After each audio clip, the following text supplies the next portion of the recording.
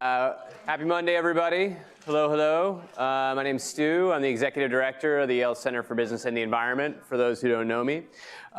This is the second of what is a monthly series, CBEYond Research Spotlight, where we take a look at the perspective, research, the insight from a couple of faculty members between the School of Management and the School of Forestry and broadly around Yale, and look at where their kind of work, activity, research connects and how that can kind of continue to inform and enhance the dialogue in and around the university. So today we're really excited to have Todd Cort, who's the co-director, faculty co-director of the Yale Center for Business and Environment and a lecturer in sustainability at the School of Management, combined with Saed Alizamir, who's an assistant professor at the School of Management focusing on operations and also teaches a class on sustainable operations at the School of Management, talking about what is my personal favorite title of the year, what to expect when you're inspecting.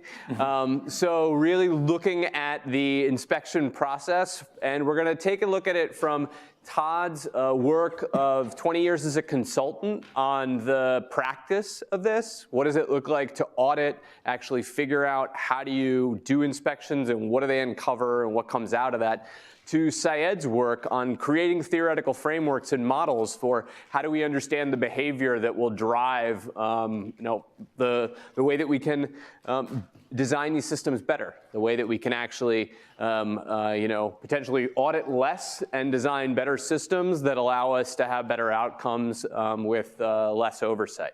So that's the framework for today. The format is going to be very similar to what we had a month ago. Todd's going to start with about 10, 12 minutes of his experience on the practice of this. Saed's going to explore at a little bit more length the theoretical model and the research that he's done on this topic. And then the two of them are going to sit up here and talk about where these things meet or do not meet. And we'll take questions from you all. Sound good? Yeah. Great. And welcome to everybody online. And with that, the floor is yours, Mr. Cort. All right. So I'm going to try and be the faster one because most of what I have to say is fairly intuitive. I think a lot of you know these issues. But what I want to do is there's three things I want to talk about. I'm going to present some of the challenges, some of the troubles in supply chain that auditors are supposed to be addressing. Then I want to just go through what I see as kind of the four intractable hurdles that we face from an audit perspective around these challenges. And then at the end, I can, perhaps I'll save it for the questions, I can talk about specific practices, how auditors are trying to overcome these challenges. There's two notes here. One is that I am of the opinion that auditing is, at the end of the day, a failed practice. We can audit, but we have to, at some point, incentivize companies to go beyond the audit. The audit can only track and capture a certain extent. And so auditing is not going to be the driver to make a lot of the change here. And the second note here is because I'm being recorded, I can't name a lot of company names unless it's in the public space. And I will try to navigate my way through that because there's liability issues, et cetera, around it. So let's talk about the troubles first. Let's not. So you will be familiar with a lot of these. I purposely picked them out of the public domain. Some of these I've been involved with and some of them haven't. So this is a recent one. Has anyone heard of this one? So this is successfully keeping themselves out of the headlines. So they found asbestos in a particular supplier for a makeup company that was being sold at a variety of retailers. Again, the retailer had no idea, even the makeup manufacturer had no idea that some of the talcum that was going into this process had asbestos in it. There was some scent that asbestos was making it into talcum powder. For those of you who are really interested in the topic, there is a certain baseline of asbestos in your talcum powder, but it was above regulatory limits in this case. Rana Plaza, everyone's heard of this one? So Rana Plaza was a heavily audited company in Southeast Asia. that was being audited for environmental management, for quality systems, for social compliance and labor practices. It was not audited for structural integrity. And of course, that was what happened. They had a collapse, a number of people died, and it had reverberations throughout a couple of different sectors. Foxconn, everyone's heard of Foxconn? This was a very, very large supplier, one of the two largest suppliers for the electronics industry. Foxconn and Flextronics are the two large ones. They found, first they found people jumping off of the roof, which was fairly easy to find.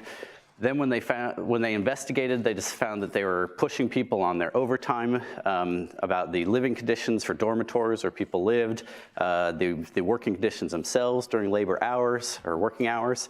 The response initially from the company was to do this, to put up the suicide nets.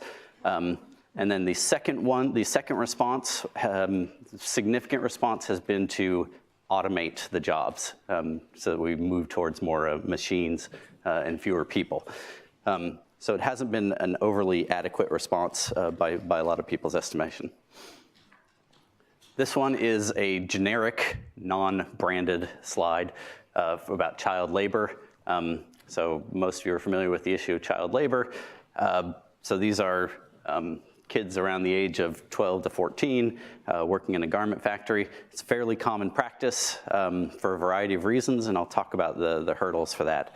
But you can expect when you're doing an audit that you'll usually run into a couple of folks like this. And then the last one is, that's also happens to be a child, but it's really, the slide is about forced labor in this case. So these are, particularly in mining sites, is one of the big challenges. We have people that are in a variety of ways forced to stay on site or forced to work on that site under conditions that the management dictates. So these are some of the troubles, right? They're mostly social compliance issues. There's some labor rights issues involved. There are also environmental aspects in the supply chain that a lot of companies and brands will want to control or fix. But these have been going on for, well, they've been going on forever, but they've really come into the limelight in the last 30 or so years, or into the spotlight for the last 30 or so years. And a lot of the auditing practices that we've developed over those 30 years are focused on these kinds of issues: forced labor, contaminants within products, child labor, labor rights, labor conditions, human rights, et cetera. So what are the barriers? Like I said, there's 4 barriers I just want to hash out real quickly. So the first barrier to fixing these issues is around lack of information, lack of data, or lack of a standard. So this is where the supplier just literally does not know that the issue is occurring, right? So for the example in the asbestos case, the supplier was getting their supply of talcum from a mine site, and they weren't asking about asbestos levels. They had no reason to believe that there was asbestos going into that supply chain. And so no one ever asked. There was no data being collected. There was no performance metric associated. There was no standard on asbestos level in talcum powder going into the supply chain. So in a lot of cases, when we talk about the challenges, it's just we don't know what we don't know. And we're trying to, a lot of the standards that you see coming out today and in the last 10 to 15 years have really just been about setting up the data and the expectations. So standards like the SA 8000, like ISO 14000, those are really just allowing companies to look introspectively about the material issues that they might have, and then having them put their own systems in place. I don't know why my thing keeps making noise. Second challenge is cultural norms. Yeah, happy lunch. This is, there's a lot of different challenges on cultural norms. So some regions, some cultures, some areas of the world have different cultural norms than the brands that are expecting them to do something. So this is a picture of a shark fin. Shark fin in Asia, of course, is a very, it's quite a treat. It provides a nice texture in your soup, but it's not palatable to a lot of the Western companies that are sourcing products from Asia. These cultural norms, so I'll get rid of the picture soon. These cultural norms spread across lots of aspects. So obviously, endangered species, biodiversity, ecosystems, those sorts of things, but also at the very basic, like questions around child labor, for example, have a huge cultural norm associated with them. It is normal and expected and even beneficial for companies to hire children that are around 10 to 15 years old because the family wants them to have gainful employment and make money because that's what's, they're not expected to go to school because it's not mandatory within that country. So there are expectations around children working in these companies, and that is a beneficial use of their time. But for the brand, for the Western company or the retail company, that's not effective. That's not what they want. They want children to go to school and be, and have a happy, healthy life up to a certain age. Until you get to 18, then we can exploit you all we want. Oops. Third hurdle is competing priorities. This is the funny slide. I have nothing to do with any of these. These are all kind of day-to-day competing priorities where someone just had, I need to get something done, and they do something that is, in hindsight, ridiculous. I like the chipper guy in particular. Presume that that's off, but I don't know. I think it's off because it's still attached to, well, I don't know, could be on. This is, if you've ever done a health and safety audit, if you ever worked for OSHA, if you've ever done an audit in any other country, this is 90% of the issues that you find is someone is just looking for a shortcut, and they did something that didn't follow the protocols. And the protocols and standards, to be very honest, are really onerous. It takes a lot of work just to set up, lifting your car up onto a jack, whereas I could just stick a board in under. So there's a lot of those competing priorities that come out. And they get more systematic. If you look at the Volkswagen scandal, that was really a competing priorities issue. On the one priority was we have to produce cars that can pass these emission tests, and we have to reduce fuel standards. On the other side was we probably shouldn't do that. Different priorities. And the last one is just straight up cheating. So this is where the company, they have the information, they know what the standard is, and they are choosing willingly to ignore that standard. Obviously, it overlaps with competing priorities. This is a picture of modern day slavery, where companies, through a variety of economic mechanisms, will make sure that people can't leave the site, they can't go to another place of work, they have to accept the terms and conditions of that place of work. So this is a family that lives in a camp for a company, and they cannot leave because they're in debt to the company and because the company holds their documents. So I'm gonna stop there because I want to keep my time short, but I'm very happy in the questions to talk about how auditors try and overcome these hurdles and give some practical but unnamed examples. Thanks. I'll flip you to the... So, I think we should go here. Preset.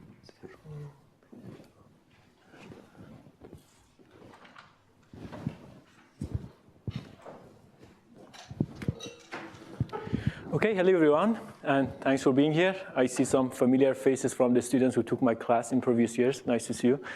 Okay, so it was very nice to hear from Todd about some of his first-hand experience from the world of practice. I'm going to shift the gear and take a completely different perspective. This is a theoretical perspective, so what I'm going to present is based on a pure analytical work, and there is no experiment, there is no data. Everything is parameterized, so this might be a methodology that may be new to some of you. So the challenge with analytical work is that obviously the analysis becomes complicated very fast. So what you should do is to narrow down your analysis and focus on something very specific. So as you will see, I will abstract away from many of the things that Todd talked about, and instead I try to focus on one particular issue and then go deep to gain some insights. As probably many of you have heard the famous quote that all models are wrong, but some models are useful, right? So that is exactly what we are trying to do here. So we are trying to develop a useful model, and the particular focus of this talk is on self-inspections. And this is a joint work with my colleague, Professor Sang Kim, who is also a professor of operations here at the School of Management. So one of the main challenges with enforcing environmental compliance standard is the fact that many of these violations happen at random without any advance notice and unexpectedly. So we don't know that these violations are going to happen. So these are not purposeful violations. These violations happen at random. Think of malfunctioning of pollutant blocking equipment in a production facility, which may happen at random. For example, there is evidence that up to 95% of toxic chemical emissions basically may go unreported. So these are the kind of violations that we are going to focus on. And traditionally, the way that these violations were addressed was for the regulatory agencies like EPA to do inspections. They are trying to do inspection, detect these kind of violations, and then make the firm or the company to fix that violation and basically restore compliance. But starting in mid-1990s, there was this movement which gained momentum by the publication of the so-called Audit policy by EPA, which was emphasizing that, well, this is too much burden on the regulatory agency. So what we can do, we can try to encourage self-monitoring. And what I mean by self-monitoring is that, is it possible to design some policies that encourage the firms to police themselves? So they do their own inspection, which we call self-inspection. So self-inspection, self-discovery, and self-correction. So can we do something to encourage firms to take care of this problem on their own?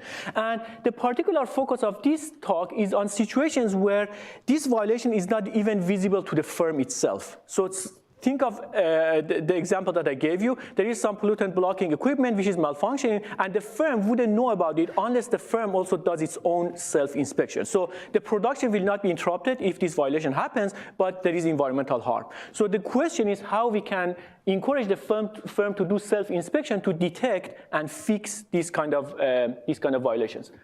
And some side note, so we are going to take a scientific approach here. So this kind of approach probably is not very much valued these days, but hopefully one day they gain some traction from the world of policy and regulatory agencies. So some examples. This is an example from an oil refinery. So what happened was that they had a malfunctioning component, and when it was detected by EPA, the company was fined, and they had to basically replace the defective component. Okay, that's all they did. So they paid the fine and they replaced the defective component. And as a result, in the future, this violation may happen again, because that new equipment again may malfunction one day and it may happen again. So this is one kind of policy that the regulatory agency can take, and I will be more specific about that. This is another example in which actually about a cement manufacturer, which after the violation of polluting water was detected by EPA, they were forced to upgrade. They were forced to upgrade to a new technology in addition to paying the fine. And what happens is that because now we have upgraded more advanced technology, this violation is not going to happen again. So it seems that there are two different kinds of approach. The so-called temporary fix or temporary restoration of compliance. And the second one is the permanent one. And permanent one basically stops the violation to happen in the future, to be repeated in the future. So the question is, which one of these two is better? Temporary is more like a quick fix. And whereas permanent is, as I said, is like either the upgrade of the facility to a new technology, which ensures that this problem is not going to happen again, or in some situations, it may even mean shutdown of the facility and stop the company from operating in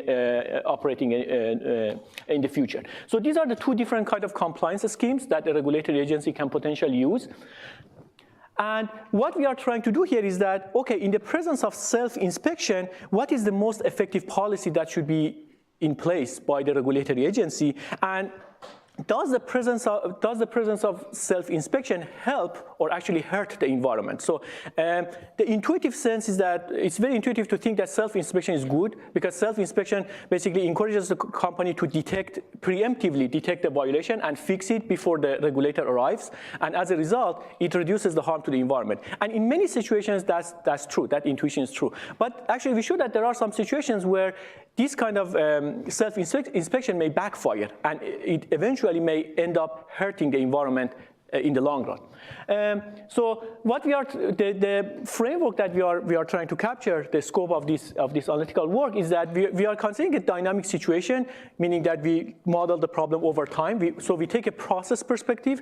So both the regulator and the firm dynamically inspect the facility. So they are competing to discover violation.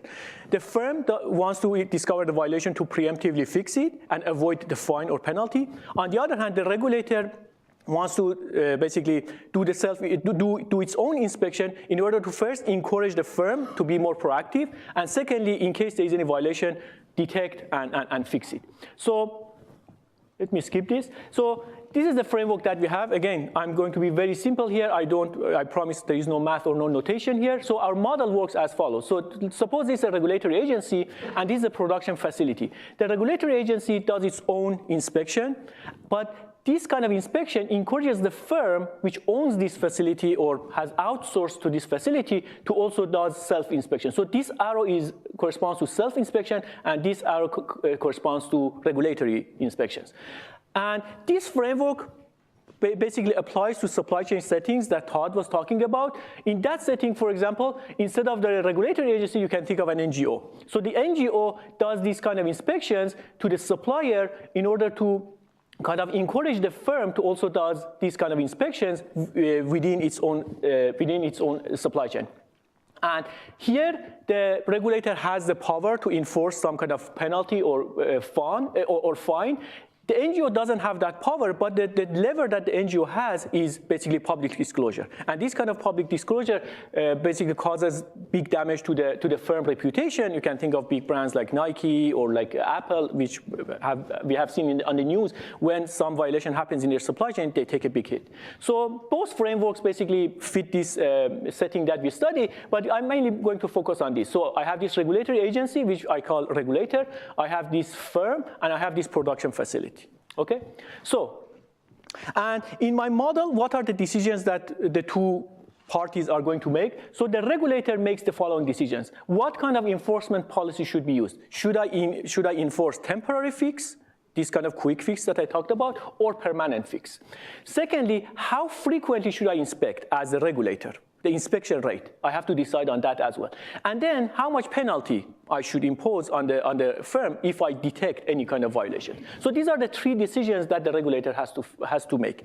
In response, the firm also has to make its own decisions, self-inspection rate, how frequently I should do my own self-inspection, and then what kind of corrective measure I have to take in case I detect some kind of violation. Again, should it be temporary or permanent? And these decisions for each of these two parties are made to optimize their objective. The objective of the regulator is as follows. First, there is some inspection cost, because each time you inspect, you incur some cost. So I want to minimize my inspection cost. At the same time, I care about the environment. So I want to minimize also the harm to the environment. And thirdly, the regulator also cares about consumer welfare. If I enforce permanent fix, this permanent fix may translate into some kind of consumer welfare loss, because it means that if it's shut down, obviously it means that the consumers will not be able to benefit from the firm anymore. If it's permanent fix in the form of upgrade, it may be expensive, and it may drive the firm to increase its price for providing that product or service to the population. And as a result, there may be some consumer welfare loss following the permanent fix. So the regulator's objective is to minimize the summation of these three components. On the other hand, what the firm cares about, the firm also wants to minimize its own inspection costs, because each time you do self-inspection, it's costly.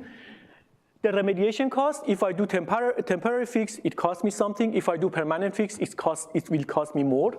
And then the penalty that I have to pay to the regulator. So this is the framework. Just some example. So here, when the line represents the time. This is the timeline. And whenever you see a thick line, it means there is non-compliance or there is violation going on. So yellow represents the firm, and red represents the regulator. So first, each one of them do some inspections. Nothing is going wrong, so everything is fine. Then all of a sudden, here, the non-compliance starts. And in this case, the firm detects it first, fixes it temporarily, and then again, the second non-compliance happens. This time, the regulator detects it and imposes some penalty. And again, in this case, the regulator imposes temporary fix. So we call this continuation policy. Because if we impose this kind of policy, meaning that if the regulator mandates temporary fix, basically the violation may happen in the future.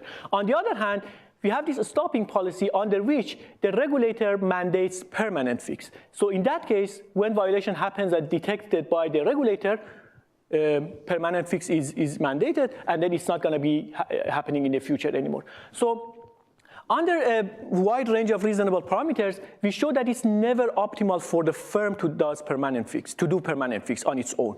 But the regulator sometimes may prefer continuation policy and sometimes may prefer stopping policy, okay? So a few minutes to talk about some of our results, and then I will stop. So the first result is about firm's best response. So given some policy by the regulator, how does the firm response look like? Here the horizontal line represents the regulator's inspection rate, and the vertical line represents the firm's inspection rate. So if the regulator inspection rate is too low or too high, the firm chooses not to self-inspect at all, and for two different reasons. Here, the firm doesn't inspect because it doesn't feel enough threat, because the regulator inspects so infrequently. Here, the firm doesn't inspect because the regulator inspects so frequently, the firm doesn't have any hope for preemptive detection. So you see this kind of non-monotonic behavior. So sometimes, as the regulator inspects more, the firm also self-inspects more. This is this part. In this case, the regulator inspection has more kind of a threat mode, meaning that the more regulator inspects, the more threat the firm feels, and as a result, it responds by self-inspecting more. But if we go beyond this threshold, the opposite happens, meaning that the more the regulator inspects, the less the firm self-inspects, because the firm doesn't have much hope of preemptively detecting and fixing the violation, and as a result, the firm chooses to inspect less frequently. So you can see that this regulator inspection plays two different kind of roles. It can have a threat role and it can have a search role. Okay, so this is one of the main things that we find here, and then we use this to find the optimal regulatory policy for the regulator. Under the continuation policy, everything which you find is very intuitive. It is optimal to set the penalty at a maximum level. So suppose there's a maximum legally bind threshold for the penalty. Always it's optimal to set the penalty at the maximum level if you go with continuation policy. And then the more self-inspection becomes, meaning that the cheaper, the less expensive it becomes for the firm to self-inspect, the better it is for the environment and the better it is for the regulator. It's very intuitive.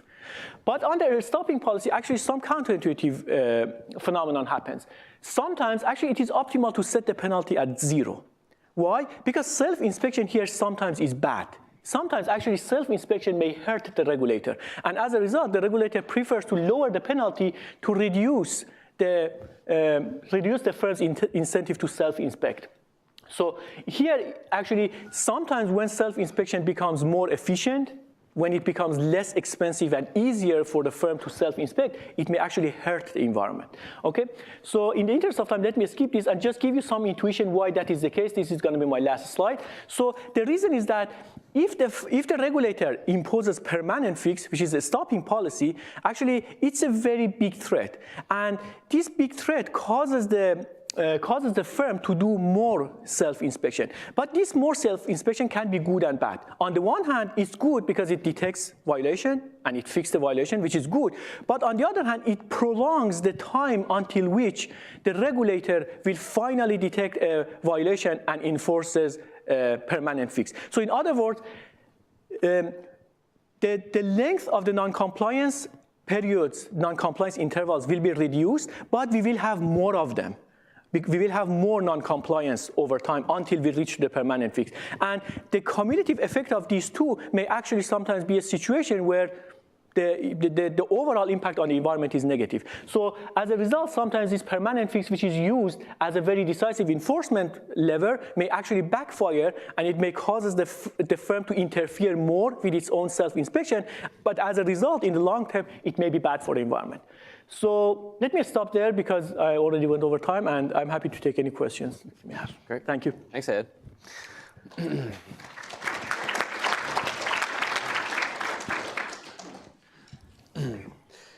So, Todd, starting with you, you mentioned at the beginning of your talk that you thought that audits were essentially the wrong way to go, right? That this is never going to lead to the ideal outcome for what we're looking for. You could. Can I give the nuance? Sure. Reliance on audit as a solution is incorrect, but an absence of audit would probably also be incorrect. But audit is not the solution. I think it's a fairly small part of the solution. So when you consider and look at theoretical models like the ones that Saed is developing here, what type of underlying behavior would you be interested in discovering or sort of uncovering or seeing more of that you could incent or be able to develop more of inside of firms? So as I was listening to Saed, so this is really talking about when the standard is clear, right, and there's information available, as opposed to cheating, right? This isn't a cheating scenario. So in those cases, and applying this to a kind of supply chain and a social lens, what we'd be interested in as an auditor is can we incentivize suppliers that know the standard to self-inspect so that we are not relying on the auditor itself, the third-party auditor, to catch misdeeds. And so the lessons, one of the lessons here which was interesting to me was we should maximize the penalty. Well, there's been a real countercurrent to maximizing the penalty, for example, because the maximum penalty under a social compliance audit is you lose the business. Like if we find a child, we're no longer going to source from you.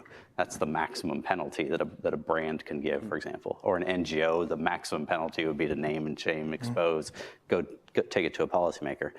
But there's been a real backlash against that in practice, right? People are saying you should not just cut ties with suppliers that have issues because then you just wipe out people's jobs and livelihoods, right? There's an ethical argument against it.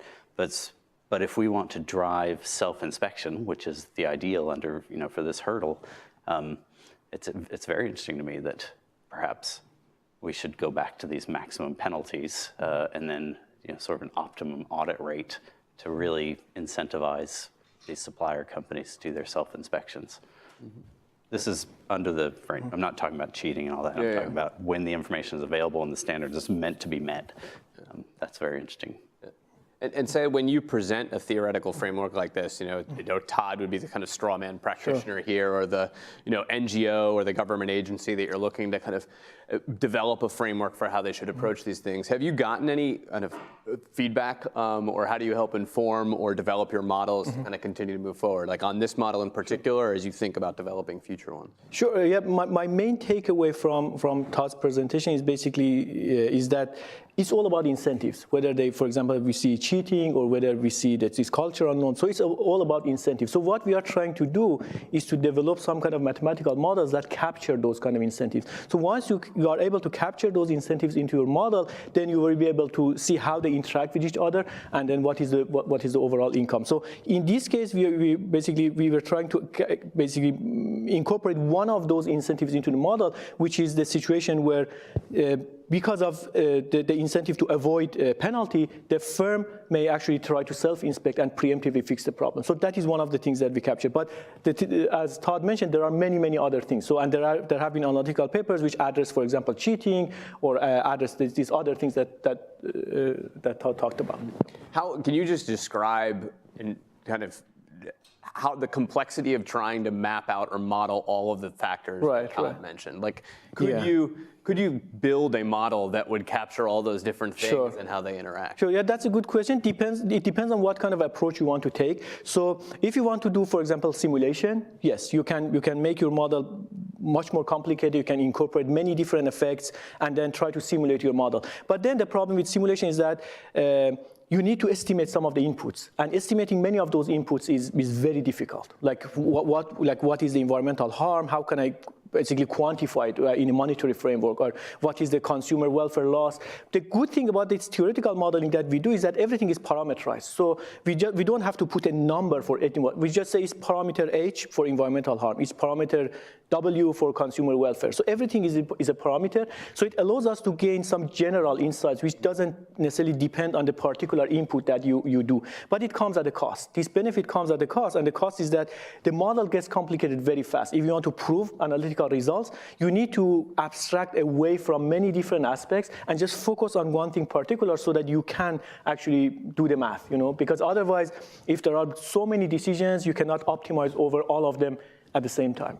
Yeah. And Todd, when you're doing this work in the field or supervising people that are doing it, are there models that you would actually depend on or look at as a practitioner, or is it all intuition and expertise built up over time of the kinds of things that you're looking for and what it is that would pop out to you as the inspector, you as the manager? I'm not aware of a great deal of rigor that's going into the audit process, meaning modeling and scientific rigor. In the development of standards, I know there's certainly behavioral economics being built in, but I'm not aware of particular modeling efforts that would suggest, take the the Sustainable Apparel Coalition and SAI. They don't make recommendations on frequency of audit, for example. There's no dynamic about how that should play out. It's left up to the brands. Yes. Like, how often do you want to audit? And Apple will say, sorry, we're talking about apparel. Gap will say, we're going to audit, each top tier supplier 4 times a year. And the numbers are kind of made up based on intuition and gut feel. And I'm not aware of any particular kind of optimization going into that. I think it's much more risk management approach to auditing. Like, we think that because you're in a certain region, because you do a certain kind of activity, because last time we came there was an issue, you're a high-risk supplier, we're going to audit you more frequently. But as far as I know, there's not even a conversation about, whether we should audit you more frequently if you're higher risk. It's just assumed. We need to audit you more frequently if you're higher risk. Yeah, I agree. Even in the scientific community, most of the work that you see on this area is more like a descriptive kind of analysis, empirical analysis, and it's after the fact. So let's collect some data and see, for example, how this policy has performed over time by looking at the data and trying to analyze the data in the hindsight.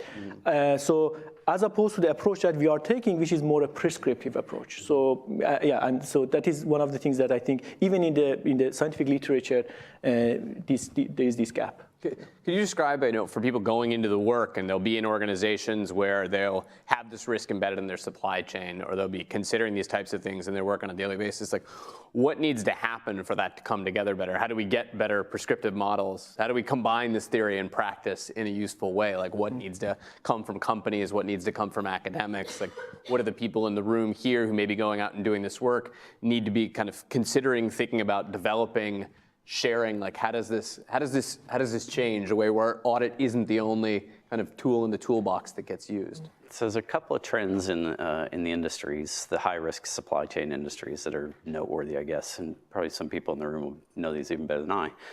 So one is basically the shared value approach, where we say, what we're looking for is a benefit to us, and the way we're going to work with you will create a benefit for you. So we want less emissions. We know that it costs you money to control your emissions. And so the shared value that we'll do for you is, we'll help you with your compliance monitoring, right? So that you get some benefit out of it as well. That's one approach that has been gaining some traction, and not mutually exclusive from auditing, but in addition to the auditing. Although there are some examples where companies will essentially reward suppliers with, we will audit you less if you can demonstrate a new management system approach to this, for example. And then the other one, which is interesting, is a shared risk strategy, where essentially the brand will say, we're going to take your word that you have eliminated asbestos from the supply chain, and in exchange, you're going to share the risk with us if it is discovered, either contractually, or we're going to co-brand some of these products, so your name's going to be on it as well. But there are various ways to share risks. But that's been a way to incentivize the suppliers to kind of get on board with what you want to do, and that's theoretically to allow for less auditing and the onerous aspects of auditing. Yeah. And Saed, one question before I throw it open to the audience. When you think about your model, the fine is monetary in this case. Right. Like, one of the trends we've seen is that, the financial industry, you've gone for violations of larger fines, yet less personal accountability. Sure. Like, if you played with the idea or the model of personal accountability or people spending, time being punished, in jail or other things, like what would the expectations be, or how would you, consider that in the model? Yeah, that's a good question. So one of the limitations of this kind of analysis is that you need to come up with a uniform objective. So here, our uniform objective is monetary. So basically, we have tried to monetize everything, and that is one of the challenges in general in environmental sciences. So when you have different objectives, which one of them matter more? How you should basically prioritize them, or how you should weigh them against each other? So the idea is that you have to unify them under a single unit, whatever it is it dollar or whatever. So that is exactly what we are trying to do here. Everything is in monetary framework,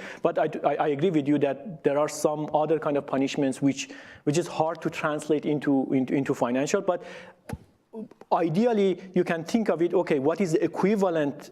What is the equivalent burden to the firm if this was a financial penalty? So it can be very big for the examples that you gave. So, and I want to warn that, okay, these kind of models using this kind of approach is nice and it leads to some insights, but these are not conclusive. So these kind of results are used as building blocks. So at the end of the day, there will be managers who will make decisions using their judgment, using their intuition, and all other considerations that are not included in the model. So you should think of it as some kind of a building block, which gives you some additional input for you to make the right judgment and make the final decision. So these models shouldn't be followed blindly without understanding the consequences and the implications.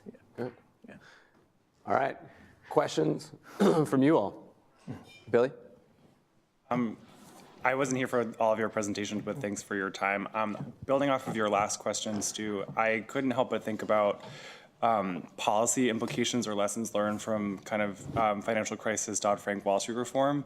And in particular, I'm thinking a lot about executive liability and like whether that's board liability or like chief compliance officer liability related to reporting and things like this. So I'm curious what policy reforms or lessons we might be able to glean from recent financial regulation in this kind of similar space.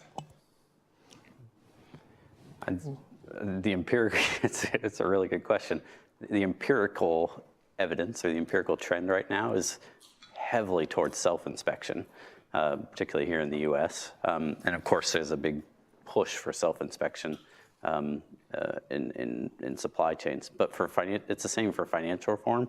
There's been a huge push on self-inspection, essentially, where the expectation from the financial regulator is that executives are policing their own stuff.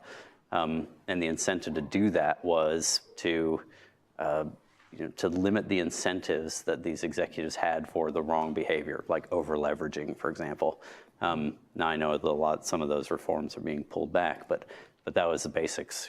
We put in the incentives to limit the amount of, we try and put in the incentives so they'll self-regulate, and then we rely on them to self-regulate. And the financial auditors, I don't think there's been a huge uptick in the number of audits that are occurring for large banks and financial institutions since 2008. And part of that, of course, back to the kind of the monetary penalty was we all saw how big the monetary penalties were if you got caught. So that theoretically is also an incentive. But I think the trend has really been towards self-inspection. I don't know if that's a policy learning or a policy repeat your own mistake, but revisit history. I have a couple of questions on the model. I think there is a lot of connections also between NGO and the regulator to work more, to do more, and a lot of time the work from the regulator comes from like the NGO, as a result of the NGO. So this is one thing that I thought about in the model. I wanted to ask, how is the self-reporting, how is the self-checking reported to the ministry? How is it, where is this loop coming back? And how, if, for example, something happens, or if you have it, if you have like on a smokestack, you can see all the time online what's going on, it's easy to know about it. Sure. If it's something that's not monitored, how, after the self-inspection, getting back to the mainstream. Good. Yeah, so the first point you made, I totally agree about the interaction between the NGO and the regulatory agency. But about the second point, so here we focus on a situation where when the firm detects a violation and fixes it, there is no trace of this non-compliance happening. So the regulator doesn't find out and doesn't have to find out. So this self-reporting that you mentioned, this is a whole new area of research which people are talking about. And one of the objectives of this EPO's audit policy is to encourage firms to self-report, and the reward that they get in return is that they get a much smaller fine, as opposed to if it was detected by the regulator. So that is called self-reporting. But the overall literature is kind of inconclusive about it, because some people argue that has caused most of the firms to report very minor violations, to kind of claim that, okay, we are very truthful, and but the major ones, the big ones, which are actually the more important ones, actually goes hidden, and they don't self-report on those. So here we have only, in the model that I showed you, we have only one type of violation, so we don't have minor or major. So I was only modeling a single kind of violation,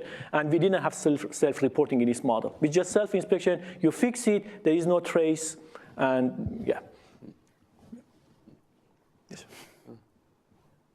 One follow-up on that is, you mentioned, Todd, cultural norms, just as cultural norms in society, but what about cultural norms in firms? Like when you're talking about, Saed, the kind of small reporting versus big, the hiding the larger issues, like have you identified or seen any specific cultural norms in firms that allow people to surface the larger issues and deal with them rather than sweeping them under the carpet? Or is this sort of a, is that the baseline behavior for most businesses? This doesn't exactly answer the question, but it's a fun anecdote. We were in Russia talking about oil spills years and years ago. We had around the table a number of the large integrated oil and gas companies, and one of them was a Russian firm. We were talking about spill rates, and we were trying to come up with, at the time we were trying to come up with voluntary reporting metrics for spill rates. And so, the BPs, the Exxons of the world were saying, well, we're interested in, gallons spilled or barrels spilled or, or even, whatever, pints spilled, something along those volumes. And the Russian gas company said, well, we measure by percentage, which was a cultural norm. Was a percentage was crazy huge. Like, that would be hundreds of thousands of gallons. And so everyone was like, what? So this is a cultural norm of just around a particular metric and what would be or is normally reported. There are cultural norms kind of across the spectrum. But in terms of kind of reporting versus non-reporting, and back to the social compliance side, there are definitely cultural norms on what would be, that's not that important. Right. Whereas in other regions, it would be considered significant. There's particularly around kind of issues of discrimination and harassment. That issue in particular has these huge cultural norms where in one area it would be, that is not reportable, that's not even significant to me, but in another area it would be the source of a fine. And another example that I remember about this issue of cultural norm is animal welfare for McDonald's. So in around 2010, 2011, there was this big push for cage-free eggs in Europe, and McDonald's follows immediately, and they committed to go like cage-free 100% in Europe. But following that, there were some NGOs in the US who were pushing for that, but McDonald's pushed back very hard, and they didn't agree to even go 5% cage-free because they knew that the cultural norm is different here. So nowadays it's a little bit better, but at the time, they basically, the policy that they took for Europe against what they did with the US was completely different. Yeah. Questions? Thoughts? Yeah, tweet. Hi, I have a clarification question from your research. Sure. So is your conclusion that permanent fix from the regulators is preferable? So, though it may lead firm to have higher. Sure. So one of the main takeaways is that, first of all, self-inspection sometimes may not be good. In other words, when there is no self-inspection, you are better off as a regulator and the environment is better off. So like pushing so much for self-inspection in some situations may not be good. And in the paper, I didn't have time to talk about, but in the paper we identify what are the situations when that's the case, like which parameters should be big or small, what are the situations under which no self-inspection is preferred over the existence of self-inspection. So that's one of the things. But in terms of comparing the two policies, meaning that permanent fix versus temporary fix, again, we identify situations where each one of them is preferred, but we show that there's a wide range of parameters over which permanent fix is preferred, because permanent fix actually uses this threat, which in reality rarely materialize. Why?